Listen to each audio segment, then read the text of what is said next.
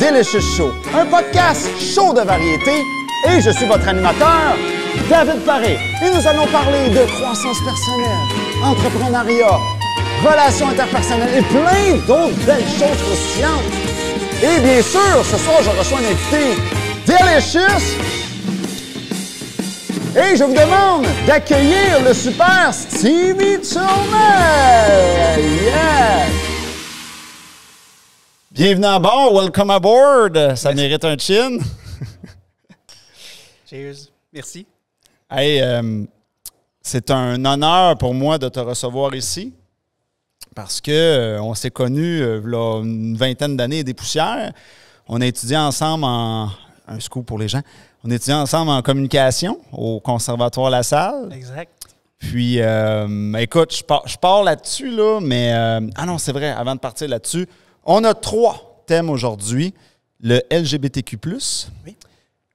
L'univers télévisuel et on va parler aussi de séries web. Je vais y revenir tantôt au punch que je voulais dire. On va rentrer tout de suite dans... Vas-y. On y va. Je vais rentrer dans le LGBTQ+. Tu avais des affaires à dire là-dessus? Oui, on y va. Il y a beaucoup de lettres, mais LGBTQ+. Je trouve ça intriguant que tu sais, qu'on a jasé avant l'émission, tu disais, on pourrait parler de ça, OK? Fait que je t'écoute. En fait, je trouvais ça bien intéressant, surtout que j'ai vu récemment qu'ils ont enlevé... ils ne l'ont pas enlevé, là, heureusement, mais ils ont mis deux singles avant le L. Et je trouvais ça très dommage parce que le L, c'était pour lesbiennes. Puis, pourquoi il y avait le L au début du mot LGBTQ? C'était parce que les lesbiennes donnaient du sang lors de la crise du sida. Donc, je trouvais ça un peu dommage qu'ils aient comme oublié leur sacrifice, on peut dire, pour pouvoir aider la communauté gay, pas juste gay, mais toute la communauté qui avait des relations avec le VIH, SIDA à l'époque. Donc, je trouvais ça bien... ça m'a fait un petit pincement au cœur quand j'ai vu qu'il avait ajouté des lettres, un chiffre et une lettre avant le L, parce que je trouvais ça très gratifiant d'avoir décidé de mettre le L avant le G, parce qu'on dit toujours gay, mais pour rassembler tout ça, toutes ces lettres. Donc, le L, je trouvais ça bien intéressant de pouvoir le garder au début. Donc, c'est un petit deuil pour moi. OK, c'est ça. OK, je comprends. Au début. Mais c'est sûr que tout ce qui est diversité, on a vraiment évolué, on a vraiment réussi à avoir des avancées, une espèce de reconnaissance.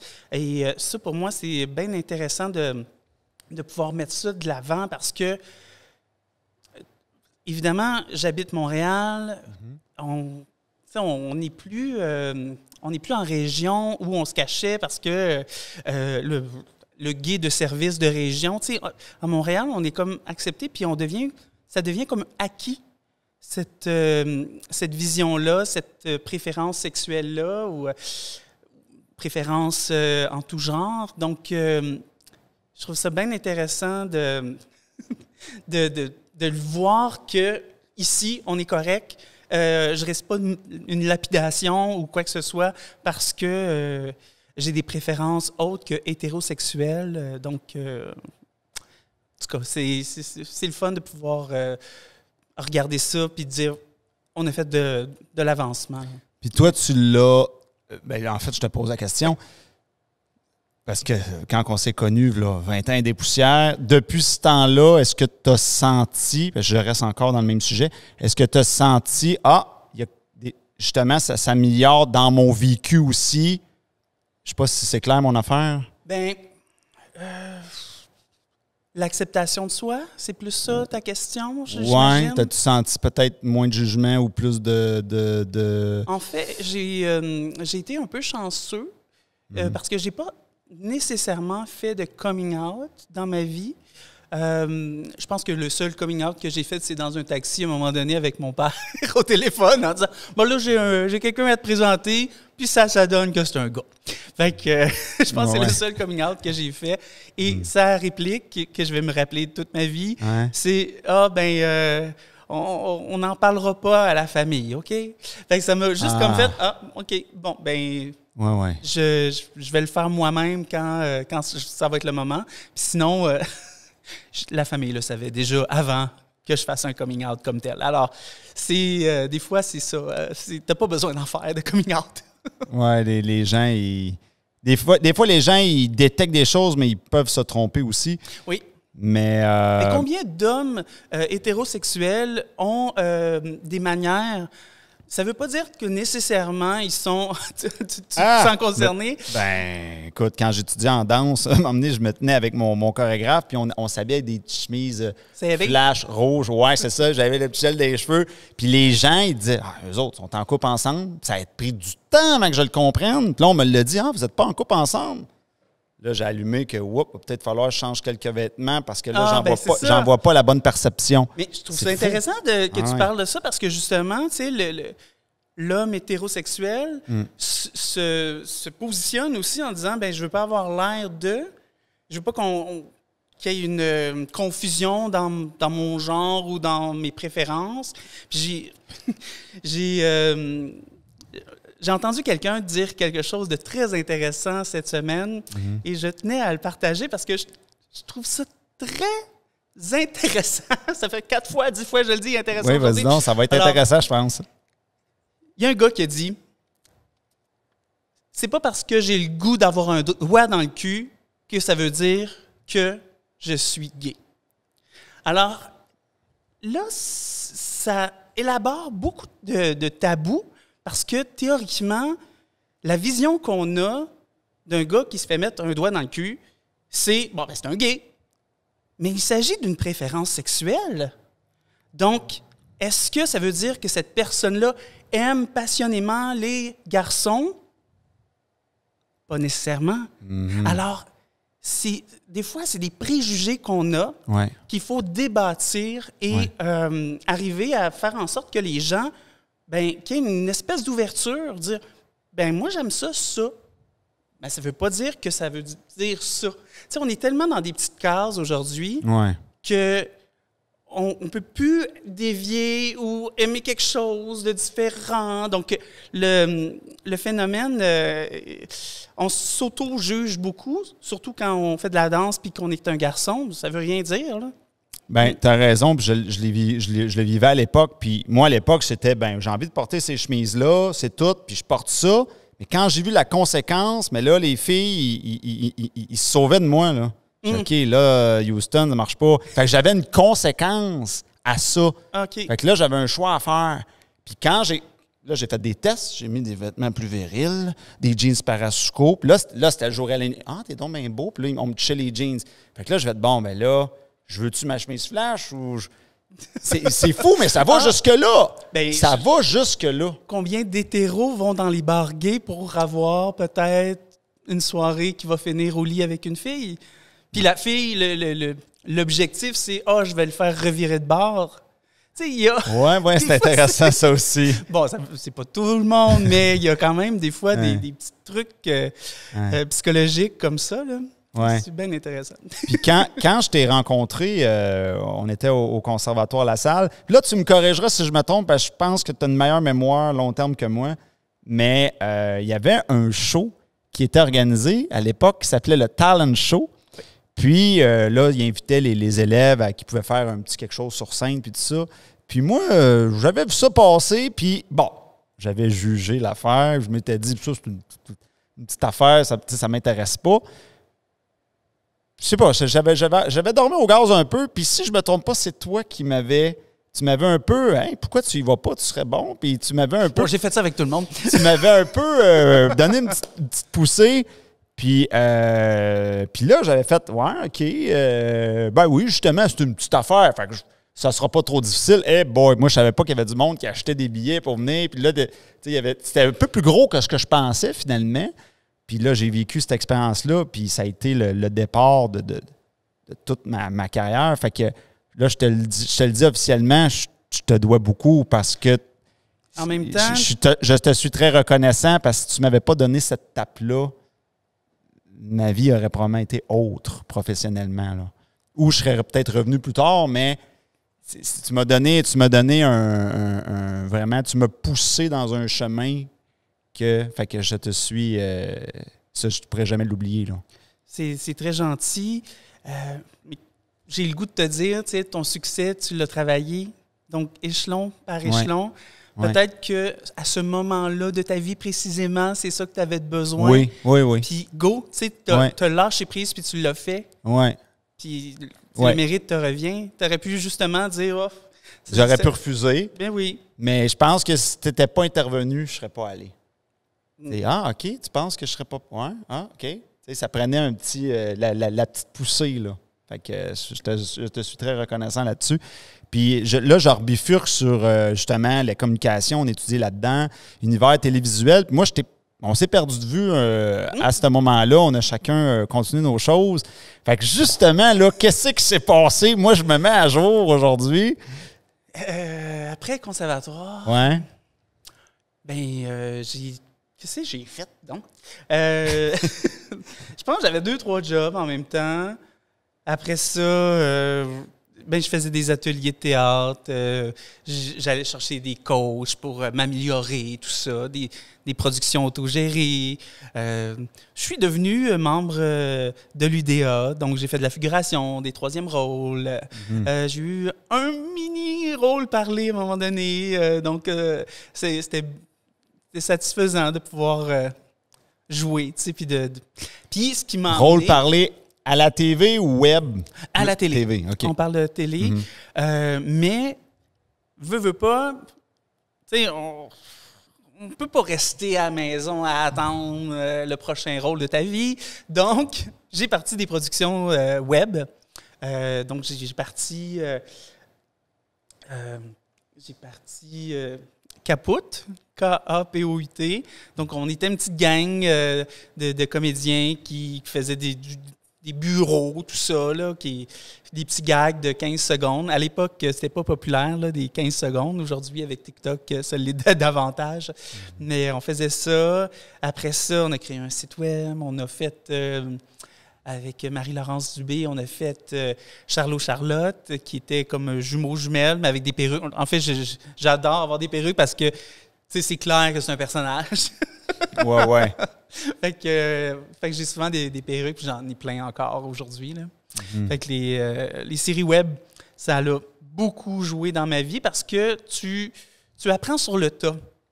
Tu sais, veux pas, t'as pas d'équipe, tu sais, t'as pas 10 000 personnes autour de toi pour faire ta production, donc tu te débrouilles avec ta mini-caméra, tu connais les bases, tu as étudié au conservatoire, fait qu'il y a des bases que tu maîtrises, mais rien de mieux que de l'essayer pour vrai, puis d'arriver en montage, un plan de vue qui ne marche pas. Mais bon, c'est pas grave, il faut l'essayer, il faut faire des erreurs. Puis c'est comme ça qu'aujourd'hui, plus je fais de la vidéo, j'ai mes trucs, j'ai ma façon de faire qui fait en sorte que, j'ai fait ça, c'était pas bon, je n'aimais pas mon cadrage, je sais quoi faire maintenant. Fait que j'apprends au fur et à mesure. C'est sûr que on voudrait tous baigner là-dedans 24 heures sur 24 quand on aime ça puis on est des passionnés, mais on n'a pas nécessairement l'occasion. Fait que le fait de le faire soi-même, tu apprends de tes erreurs, puis je pense que c'est ça qui est glorieux aussi parce que tu finis par être fier de toi, là. Même si dans 1 an, 5 ans, tu vas le regarder puis tu vas faire « Hi! » Mais à ce moment-là de ta vie, c'est là que tu étais rendu puis tu as maîtrisé ce que tu connaissais. L'univers télévisuel, là, je suis curieux de t'entendre là-dessus. C'est quoi comment ça marche pour avoir un rôle? C'est-tu une question de contact selon toi? C'est-tu une question de faut avoir gros des abonnés? C'est une question que tu fais une grosse série puis ils viennent te chercher? Selon toi, c'est quoi la mécanique de ça? Qu'est-ce que tu en as compris? Ça évolue, là, c'est sûr, avec le temps. Je dirais que, à la base, peu importe le métier, le doublage, jouer des personnages dans une série, tout ça, il faut avoir une base. Donc, vraiment maîtriser le texte, avoir des connaissances d'apprentissage de texte, de mouvement, de toutes les méthodes, Stanislavski, faut que tu saches un peu dans quoi tu t'embarques. Fait que déjà, en partant, si tu n'as pas ça, ça va être un petit peu difficile. Mais c'est pas impossible, là. Il y en a des gens qui font des téléréalités, puis après ça, un rôle, tout ça. Mais ils apprennent un peu plus sur le tas. Tu sais, peut-être qu'ils vont aller chercher des cours ici et là. Mais il y a une base en général. Donc ça, c'est vraiment important parce que tu ne perds pas de temps dans ce temps-là. Tu sais, le réalisateur, le producteur, il ne veut pas perdre du temps parce que tu ne connais pas ton texte. Là. Ouais. Donc, vraiment, c'est important. Sinon, ben, c'est sûr que les contacts, ça joue. Moi, à un moment donné, il y avait une agence de casting qui m'avait dit on fait plus ou moins passer d'auditions parce que les gens, on n'a plus le budget pour inviter des gens dans les studios ça. pour pouvoir les avoir en audition. Donc, ce que j'ai compris, c'est que les gens, ben, les producteurs, ce qu'ils faisaient, c'est qu'ils regardaient la télé puis ils faisaient leur casting comme ça. Et c'est pourquoi on peut dire que c'est tout le temps les mêmes à la télévision. En même temps, on n'est pas contre, dans le sens où ben, on est content de savoir, de reconnaître quelqu'un parce qu'on l'a déjà vu dans autre chose. Fait que, comme public, on est comme ben là, c'est clair, ça va être bon. C'est rassurant aussi, ouais. Je n'aimerais pas de nom, mais c'est telle personne. Oh my God, je la connais. Elle a joué dans ça, c'est clair, ça va être bon. Donc, ça, c'est sûr, c'est un gagnant-gagnant. Tu sais, pour le producteur, tu dis, bon, ben, elle s'est jouée, elle a déjà joué, elle est bonne. Ouais. On va pas inventer la roue, là. Versus faire des auditions, je ne sais pas une nouvelle. C'est bonne, je ne sais pas, je vais-tu perdre mon temps? Elle va-tu faire des caprices? Je ne sais pas, tu sais. Ça, je savais pas ça qu'ils faisaient plus d'auditions. Bien, ils en font de moins en moins. Je ne dis pas qu'ils en font plus aucune, là, mais je dirais que c'est de moins en moins. Mais ce qui vraiment pogne aujourd'hui, je pourrais dire, c'est la diversité. Oui, on le voit. Ben, on en manque. Juste sur Netflix, on le voit, là. C'est là, on est dans l'ère de la femme, l'ère de la femme, l'ère de la femme. Tu remarqueras, c'est si un boss dans l'histoire, il faut que ça soit une femme. Ben là, ça a tellement été longtemps avec les hommes. Mais là, c'est ça. Là, on en est là. Il y a aussi beaucoup de femmes noires, beaucoup de... mais tu le vois qu'ils le poussent, là, vraiment. Vraiment. Mais c'est important. C'est important parce que les jeunes femmes noires n'ont pas de référence aujourd'hui. Fait que si tu ne te reconnais pas à la télévision, comment tu évolues dans un monde où tu n'existes pas? C'est weird, là. Il faut de la diversité. Puis, je le sais que c'est comme un peu... C'est un discours un peu bizarre d'un homme blanc qui dit il nous faut de la diversité. Tu prêches un converti parce que toutes mes idoles ou presque, c'est des noirs. Bon. Mais tous les gens, Michael Jackson, Mohamed Ali, tu sais. Bref, si je m'en vais avec ça, je m'en allais quelque part, j'ai perdu mon idée. Mais je trouve que, tu sais, oui, je suis d'accord avec toi pour la diversité. Je devrais peut-être pas dire ça, là, je vais peut-être me faire arracher la tête, mais je trouve que là, ça paraît qu'il... Tu sais, c'est comme si avant, il y avait peut-être eu trop de ketchup, juste des hommes. Puis là, ils sont sans maillot. Là, c'est juste le maillot. Mais là... il va y avoir un équilibre. J'ai hâte que ça se rééquilibre. Oui. Parce que, tu sais, tu cherches de quoi à regarder. Tu dis, bon, là, c'est correct, tu sais, je peux voir de quoi avec des femmes, c'est cool. Tu sais, que c'est plus doux, mettons. Oui. Puis là, si je veux voir le côté homme, mais là, je ne l'ai plus. Fait que, tu sais, j'aimerais ça pouvoir me promener. C'est un peu ça. Mais oui, je suis pour la diversité aussi parce que c'est le fun de temps en temps. La série, comment ça s'appelle? Les voleurs de banque, là. Casa del Papel. Oui. Ben, ça vient de d'autres pays et tout ça. Fait que ça nous permet de... On ne l'aurait pas connu sinon. Non, si on avait juste du américain standard, on ne l'aurait pas. Mais c'est ça. Puis il y a des programmes aussi qui s'offrent maintenant pour avoir de la diversité, autant la réalisation que la production, que ce qu'on voit, comédienne, comédien. Donc, il y a un effort qui est fait. Parce que je dirais, il y a 2-3 ans, là, j'avais fait une grosse critique qui disait il nous manque de la diversité, ça n'a pas d'allure. Je veux dire, je vois plus de gens de couleur dans la vraie vie que sur la télé.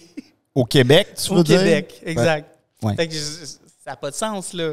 Ouais. C'est comme, on ne vit pas dans un monde fermé, là, les gens de la télé. En tout cas. Non, mais je suis d'accord avec toi. Moi, je l'ai remarqué sur Netflix, mais je pense que tu as raison pour la télévision québécoise. Ben, je pense qu'il y en a de plus en plus tranquillement. Là. De plus en plus, heureusement. Ouais. OK. Puis, ça a été quoi tes... Parce que, tu sais, comme on se dit un petit peu avant l'émission, on a tous les deux continué de tricoter notre côté artistique, si je peux le dire de même. Ça a été quoi tes... y a-tu des moments que... Parce que moi aussi, j'en ai eu dans ma carrière, que j'ai exploré plein d'affaires. Puis j'ai eu des moments de deuil artistique à faire ou de, tu sais, tu bûches pendant quelques années pour de quoi, puis ça finit un peu en queue de poisson. Ou t'as-tu des deuils ou des choses que tu fais, ouais, ça m'a fait chier ou... Ben, des fois, c'est juste une question d'espoir. Tu sais, je t'en ai parlé plus tôt avant l'entrevue. Parfois, tu sais, tu souhaites être repêché. Ouais. Tu sais, tu souhaites que on te reconnaisse parce que ben là, tu essaies d'être partout, hein, sur la série web. Aujourd'hui, on a TikTok, Instagram, YouTube, etc. Ouais. Donc, on pense... On vit dans un univers où on se dit, ben là, peut-être qu'il y a quelqu'un qui va me voir puis il va dire, ben lui, il y a quelque chose à faire avec lui. Mm-hmm. Sauf que t'attends chez vous tout seul. Effectivement, on attend pas mal. Hein? Fait que si je cogne pas aux portes puis que je dis pas, hey, j'existe, ben il y a rien qui va se passer. Mm-hmm. Donc, c'était peut-être aussi, je pense aussi une critique de la nouvelle génération, je dirais, c'est qu'on apprend plein de choses, on maîtrise plein de choses, mais on pense que quelqu'un va le remarquer, puis qu'on va être bon, puis que, tu sais, on n'a plus la mentalité de prendre son CV, puis d'aller postuler pour un emploi. Pourquoi tu dis de la nouvelle génération? Je l'ai vu beaucoup dans ce que j'ai consommé comme réseaux sociaux. Ouais. C'est que les gens attendent qu'il se passe de quoi dans leur vie, plutôt que de cogner au poste comme tel. Oui, je te suis. Donc, c'est un peu... Puis en même temps, je dirais que c'est comme ça qu'on se forme aussi. Tu sais, on apprend des logiciels, on apprend des choses, on maîtrise plein de façons de créer, disons. Mm-hmm. Tu deviens un peu un expert. Fait que là, tu sais, il n'y a personne qui va te dire tu vaux tant. Fait qu'il faut que tu négocies après que quelqu'un t'aille repêché. C'est un peu weird. Ouais. Fait que, en tout cas, je le vois beaucoup parce que les gens s'auto-forment aujourd'hui beaucoup plus. Puis je suis d'accord avec toi que je trouve qu'il y a beaucoup de dilemmes. Puis moi, tu sais, vu qu'on parle de ça, moi, ce qui me je deal mieux avec ça, mais moi, ce qui me fait chier, c'est que j'ai compris que c'est plus une game de marketing qu'une game de talent. Oui. Aussi.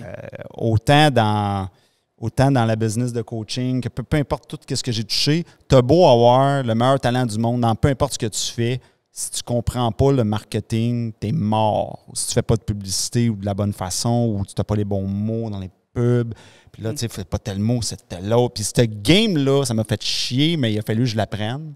Ouais. Mais à un moment donné, il faut que tu... OK, c'est ça la game. Puis là, tu sais, c'est... Fait que oui, tu sais, des fois, les gens vont dire, il te suffit d'être authentique.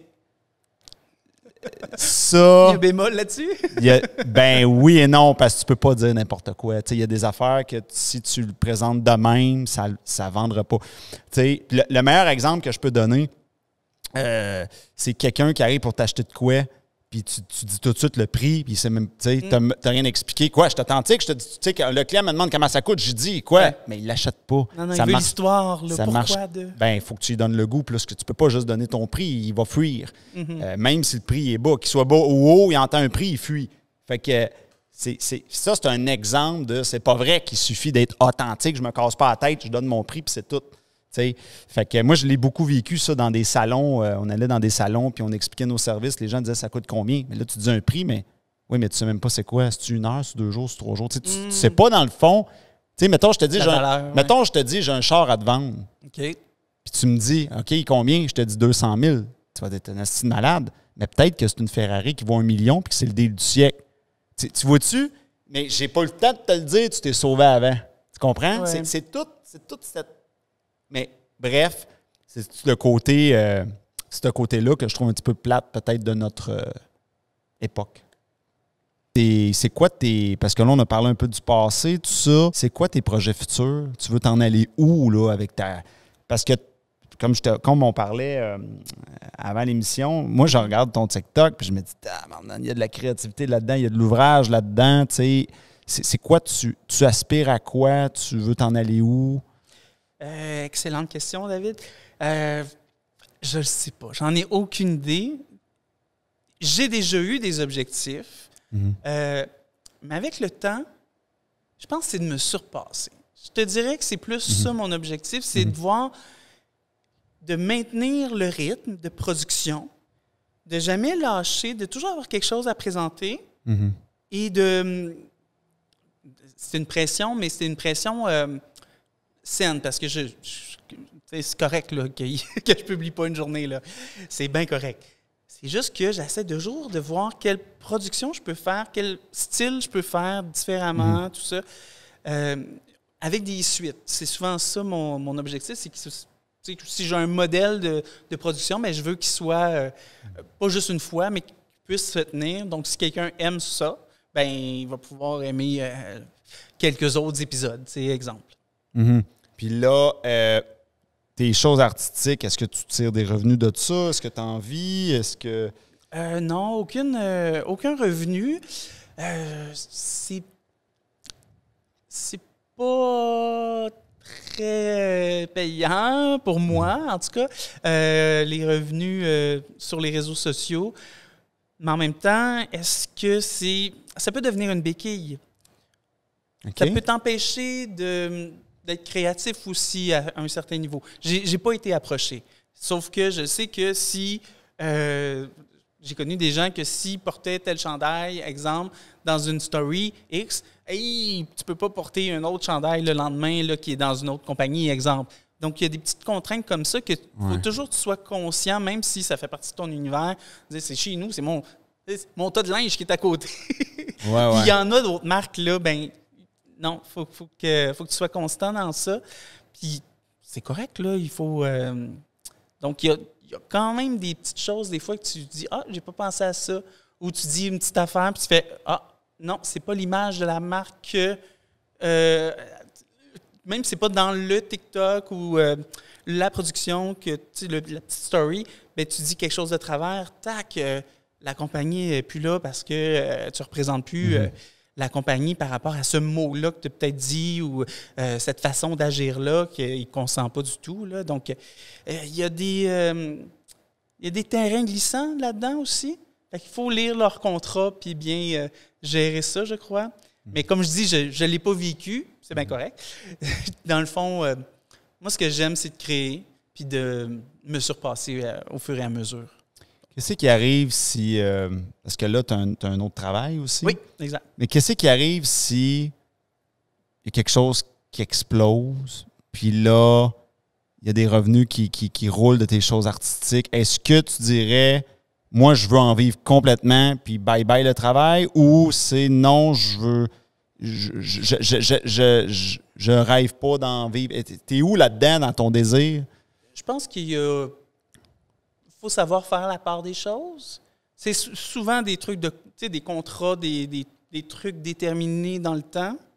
Donc, ça peut se gérer avec l'organisation pour laquelle je travaille. Donc, il y a toujours une façon de s'organiser. Il faut savoir que quand j'ai commencé où je travaille présentement, j'ai pas décidé d'être à temps plein du jour au lendemain. C'est que je faisais comme une fin de semaine sur 2 ou des trucs comme ça parce que je faisais des contrats. Sauf qu'à un moment donné, il faut manger. Donc, je suis devenu à temps plein. Donc, une stabilité financière.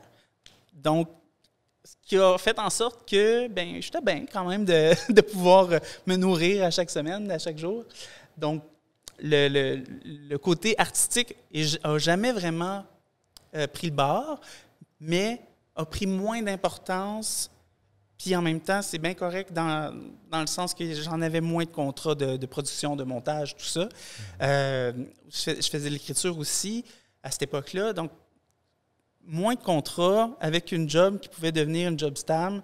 Bien, j'ai pris ce chemin-là, mais j'ai jamais arrêté parce que je pouvais travailler ici et là, faire des 7 quinzaines, des journées ici de tournage, etc., puis revenir où je travaillais. Donc, je ne suis pas fermé à une production X, sauf que je vais prendre le temps de le gérer, je pense.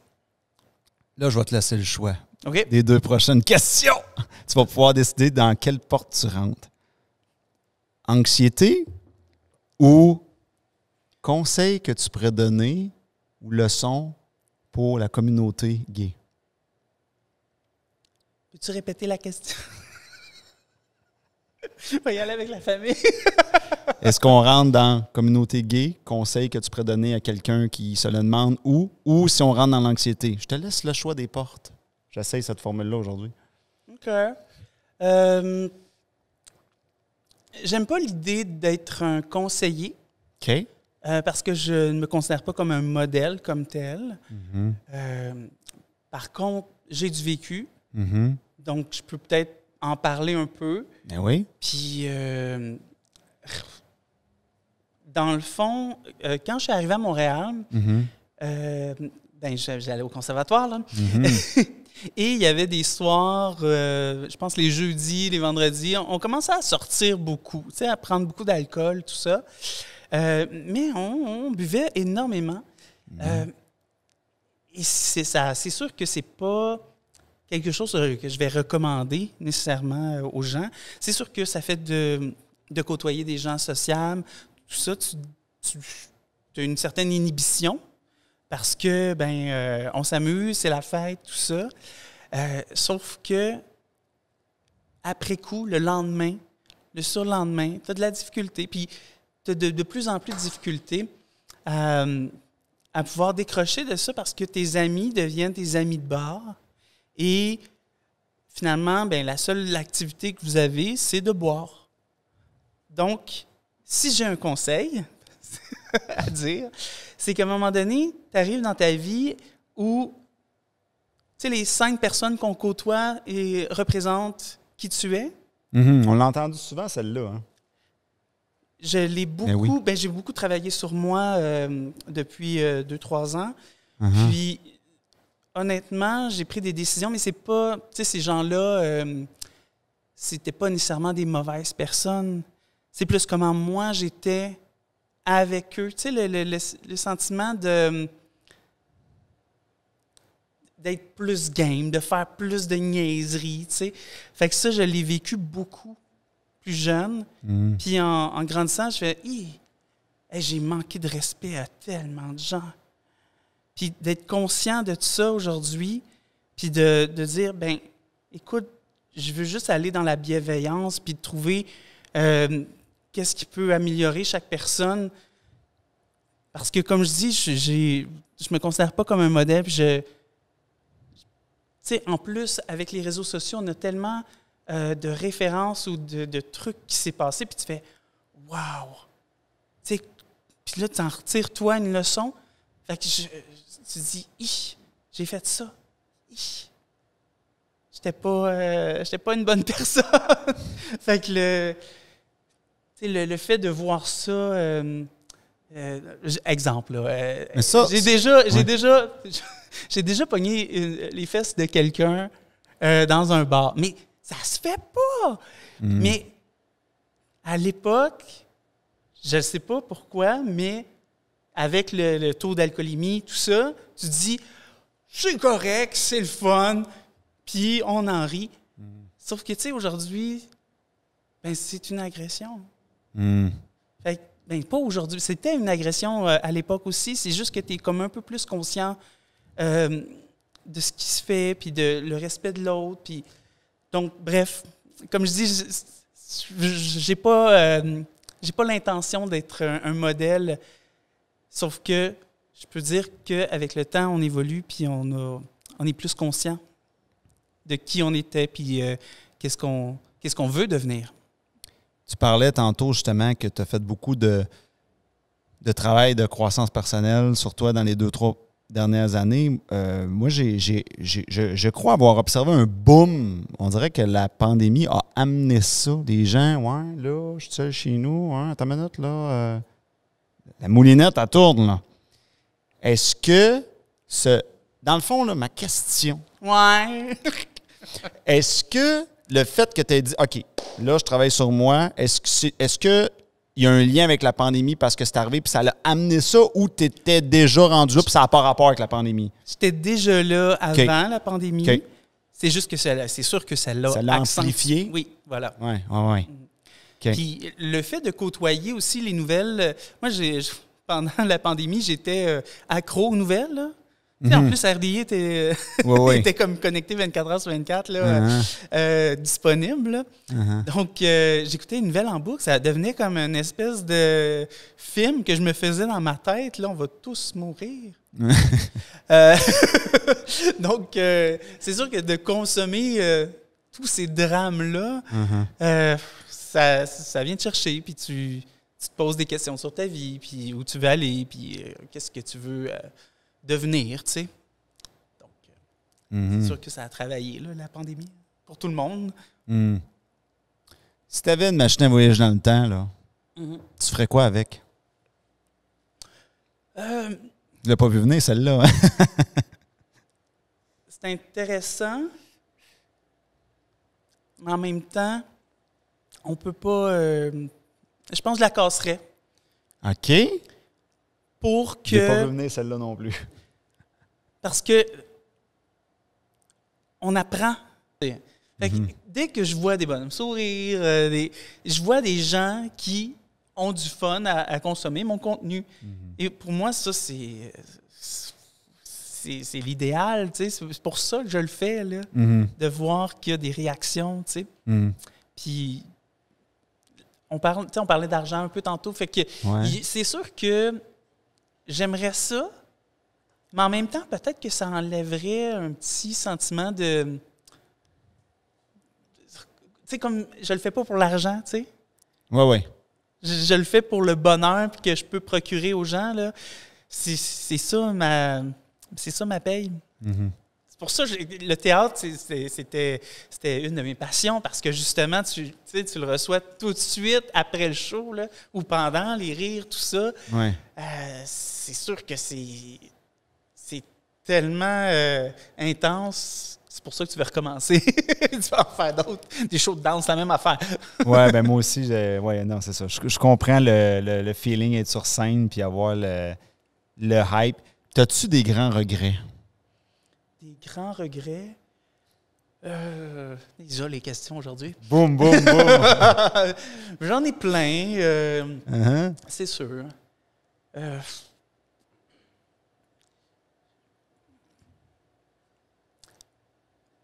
Tu veux un silence de combien de temps?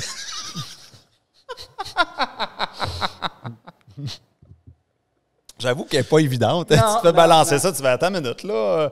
On va te gérer à Poutine, puis on s'en reparle. Hein? Ouais. Bien, j'ai toujours voulu être plus présent pour ma famille, mais ça a été très difficile lors du décès de mes parents. Parce que c'était comme un gros drame familial. C'est que mon père a tué ma mère, puis après ça, il s'est enlevé la vie.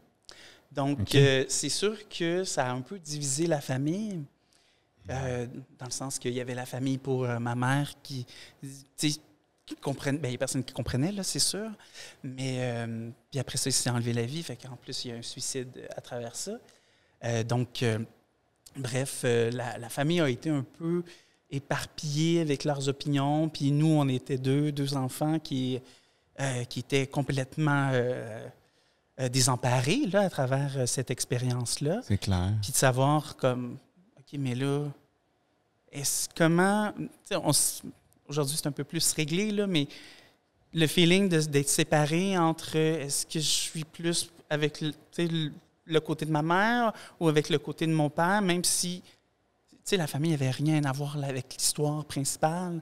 C'est juste que, veux pas, on est comme mêlés. Mais heureusement, j'étais majeur puis que je vivais ma vie déjà. Donc, ça c'était-tu avant le conservatoire ou après? C'est après. Okay. C'est après. Ouais. C'était pendant que je travaillais au Gémeaux à l'Académie canadienne du cinéma et de la télévision. Et là. Ouais, tu m'as balancé on m'a donné congé. Tu m'as balancé une bombe. Je pensais que je te balançais des bombes, mais ouais. OK. Mais c'est sûr qu'un drame comme ça change une vie. ça change ses perceptions. Puis, tu sais, on parlait d'enfants tantôt. Ouais, vas-y donc. Il C'est y a quoi les comme- perceptions qui ont changé? Ben, je me suis toujours... Tu vas faire mon psy, là, mais c'est Ouais. correct, j'en ai un. Mais c'est que on se met aussi à la place de... Tu sais, on veut... est-ce que je peux pardonner à mon père d'avoir fait ça? Qu'est-ce qui s'est passé exactement? On le saura jamais. Mais là, après ça, comme enfant, tu te poses la question, est-ce que j'ai ça en moi? Oh, OK. Ouais, ouais. Est-ce que je peux faire ça? Est-ce que j'ai cette personnalité-là qui peut être déconnectée complètement puis d'arriver à pousser au meurtre? Tu sais, Ah ouais. ça fait beaucoup de questionnements personnels. Mhm.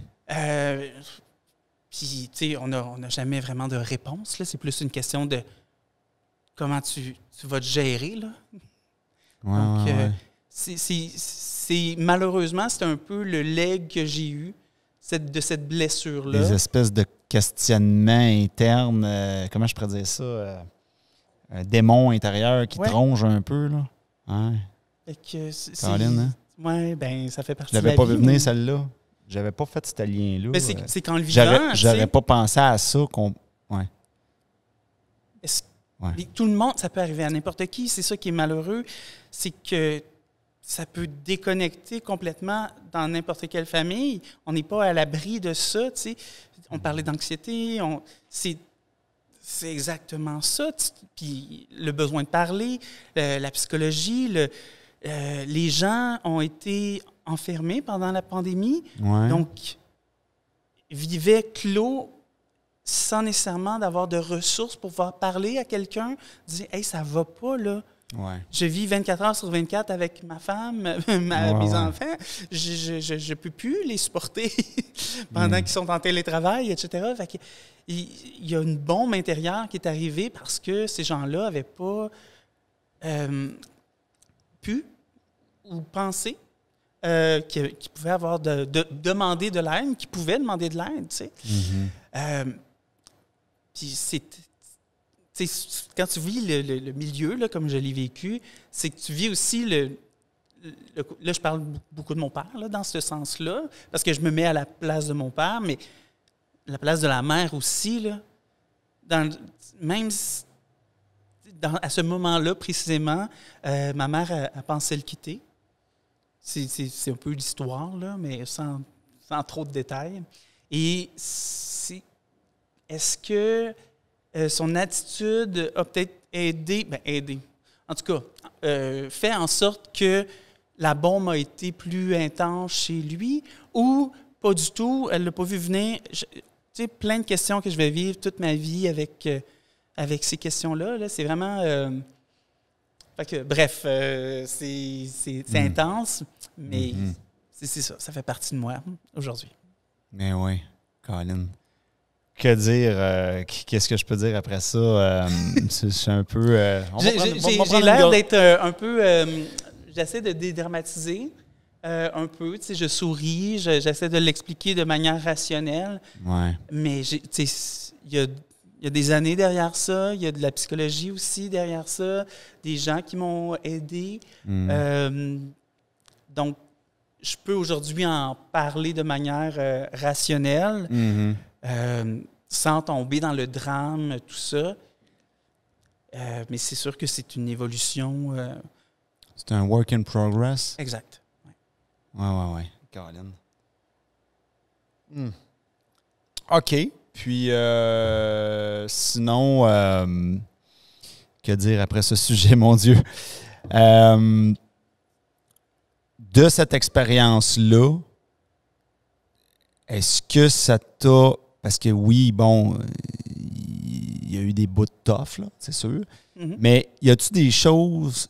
Là, j'essaie de trouver l'angle mort, là, mais y a-tu des choses qui t'ont motivé de ça? Y a-tu une force ou quelque chose qui est sorti de là, t'as dit « Ah, je vais rebondir là-dessus » ou ça va me propulser à... Je sais pas, là, j'essaie de voir s'il y a un angle mort. Quelque chose qui peut rebondir de positif? C'est ça que tu veux dire? Ou qui t'aurait... Ouais, c'est ça. Ou qui... Ou peut-être que tu t'es connu d'une manière que si je me serais pas connu de cette façon-là, sinon je sais pas, là, j'essaie de voir que je questionne. Oui, il y en a plein de choses de positives qui est arrivé aussi à travers ça. D'être plus conscient de moi, de qui je suis, puis ce que je veux devenir, c'est sûr. Je considère quand même mes parents comme étant des modèles malgré tout. Je sais que c'est weird un peu à dire. OK. C'est dur à cause de la fin. Ouais. Mais moi, j'étais Il y pas a eu là. un avant. Il y a eu un avant, dont mon éducation. Fait que tu peux faire la part des choses. Je pense que oui. Tu peux le séparer un peu. Ça me fait penser... des fois, on le voit ça pour des artistes. Je reviens au fameux Michael Jackson. Là. C'est facile pour moi parce que je l'ai imité pendant des années. Mais t'as l'artiste sur scène, puis t'as sa vie privée. Fait que là, on choisit. Est-ce que je murmure entre les deux? Est-ce que... Puis je dis, que j'y crois ou j'y crois pas, c'est sa vie privée. Moi, je me concentre sur l'artiste. Ou, il y a tout ça là, qui rentre en ligne de compte. Là. Vont-nous séparer l'artiste de l'œuvre? Ouais. Puis surtout... C'est un autre sujet, ça. Mais t'en penses quoi de ça? Séparer l'artiste de la vie privée? Parce que là, on est dans la mode de... il a fait ça dans sa vie privée. Ouais. Il a trompé sa femme dans sa vie privée. Fait que là, il perd ses contrats avec les sponsors. Puis tu sais, là, tout ça. Puis c'est une question que je trouvais bien intéressante pour toi aussi parce que justement, Michael Jackson... Ouais, vas-y donc. T'as l'air inspiré. Là. Je pense que c'est une question de comment c'est amené, comment tu gères la chose. On a des artistes au Québec qui ont vécu des scoops dramatiques qui ont pu rebondir, mais il y en a d'autres que pas du tout. Donc, tout est une question de gestion de ça et de... Dans les médias, ils en ont parlé aussi, l'émission dans les médias. Puis je trouvais ça fabuleux comme analyse, parce que eux, c'est ça leur objectif, c'est d'analyser qu'est-ce qui se passe dans les médias. Puis ce genre de drame-là, pour eux, c'était vraiment de pouvoir l'analyser sous tous les angles, puis dire comment on va... qu'est-ce que tu en penses, toi, tout ça? Un peu ce que tu m'amènes. Et puis, je dirais que c'est ça. C'est un peu... dans le respect aussi des victimes. C'est surtout ça qui est difficile, je crois.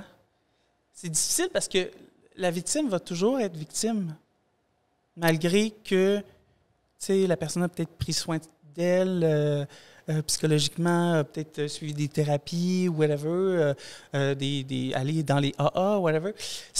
On pris conscience d'eux, mais la victime, elle va toujours rester victime. Elle l'a vécu. Puis c'est un peu à la victime de se pardonner aussi à travers ça. Dire, ça fait partie de moi. C'est triste, là, je le sais, mais c'est un peu comme ça qu'on peut avancer aussi. Mais ça amène le débat rhétorique de est-ce qu'on peut aimer un artiste qui aurait... Mais là, ça, c'est une autre affaire. Est-ce qu'il aurait ou il l'a fait? Parce que des fois, c'est il l'aurait, mais... On n'a pas les détails. Il n'y a pas de détails, il n'y a pas de preuves ou il n'y a pas... Là, tu es comme, moi, j'ai-tu le droit de dire que j'aime sa musique? Là? Mais ça va jusque-là. Oui. Sans offenser personne. Disons que je le dirais pas fort. Ouais, là, des fois, tu le sais plus. Mais écoute, on est rendu là. Mais c'est un débat très intéressant et je pense pas qu'on a de solution nécessairement parce qu'il y aura toujours quelque chose qu'un artiste va avoir fait dans le passé. Même notre premier ministre a déjà... on l'a vu déguisé à un moment donné, puis on a dit « ça passe pas, ça! » Fait que, veut pas, il n'y a personne de blanc complètement, là. Donc, faut... en fait, je pense que le problème de notre société, vas-y donc. C'est vraiment qu'on met tous les artistes sur des piédestals, mais ça veut pas dire qu'ils sont des modèles nécessairement. Peut-être que tu aimes sa musique, peut-être que tu as vibré, c'est ta chanson de première date, ta première, je sais pas moi, ta première rencontre, c'est la même affaire, mais ta première fois que tu fais l'amour, whatever, c'est la musique qui jouait et ça t'apporte à toi ce feeling-là. Fait que tu viens chercher quelque chose puis tu te l'appropries. L'artiste, t'as offert quelque chose, tu fais ce que tu veux avec. Tu l'aimes pas. C'est c'est l'œuvre que tu consommes qui devient à toi, là, d'une certaine façon, parce que tu te l'appropries. Donc, l'artiste, tu le mets, par habitude, tu le mets sur un piédestal parce que c'est lui qui te fait vibrer à travers son œuvre. Mais sa vie, ça peut être de la scrap complètement, là. Oui, oui. On a une question du public. Oh, on a une question du public. Oui. Dans le même exemple, dans le même contexte que tu dis, on prend genre R. Kelly. C'est un artiste. Tu connais R. Kelly? Malheureusement. Ah, damn, ça va pas continuer la même phase. R. Kelly, le gars, c'est un artiste R&B américain. Tu connais R. Kelly? Tu sais c'est qui? Oui. Ben, il y a des gros hits, genre qui sont allés, vraiment les plus gros hits qu'il doit avoir sur la planète. I Believe You Can Fly. Okay. Mais avec le scandale qui est arrivé, ça ressemble à un peu ce que tu dis, mais est-ce que tu peux continuer à écouter sa musique sachant que le gars, il a été impliqué dans la pédophilie? C'est une excellente question, mais comme je dis, je suis plus du genre à tu t'appropries la musique et tu en fais quelque chose de personnel plutôt que de mettre sur un piédestal la personne qui l'a chanté, la personne qui l'a composé, whatever. Démystifier l'œuvre de l'artiste, je pense que c'est important, puis de ne pas nécessairement mettre l'artiste sur un piédestal. On l'a vu, il y a un film, le Elvis, qui il paraît, je ne l'ai pas vu encore, mais il paraît qu'ils n'ont pas parlé du tout de son côté attirance envers les jeunes femmes en bas de 18 ans. Donc, puis c'est un biopic. Donc, est-ce que on voulait garder le Elvis sur un piédestal qu'on connaît tous, qu'on a tous entendu le monde crier sur sa musique, mais en même temps, sa femme, c'était quelqu'un qu'il a rencontré qui avait comme, je pense, 16 ou 17 ans. Puis il était déjà plus âgé, puis sa deuxième... C'est ça. Céline Dion, le film... s'appelait Céline? Comment il s'appelait? Le film... en tout cas, la biographie de Céline Dion, mais qui n'est pas Céline Dion, c'est une œuvre remaniée. C'est un peu la même chose. Et on en parle plus ou moins et que René Angélil était beaucoup plus vieux que Céline. Ouais. Mais est-ce que tu peux détester les œuvres de René de son époque? Je sais pas. C'est un peu intense. Ouais. Mais je veux pas... Mais la notion de modèle revient beaucoup dans notre conversation. Oui. Je te sens beaucoup pas un modèle. Y a pas t'as-tu des modèles, toi? Étrangement, les modèles que j'ai aujourd'hui, c'est des modèles de gens qui m'apprennent des choses. Fait que c'est pas nécessairement des gens connus. C'est plus des gens qui ont pris le temps d'analyser des situations puis qui nous les présentent en disant « Avez-vous remarqué les personnages d'hommes toxiques dans les séries télé de nos années 2000? » Puis tu fais « Ben non. C'était tous des bons gars, ça. » Puis là, tu regardes, tu fais « Ah ouais, c'est vrai. »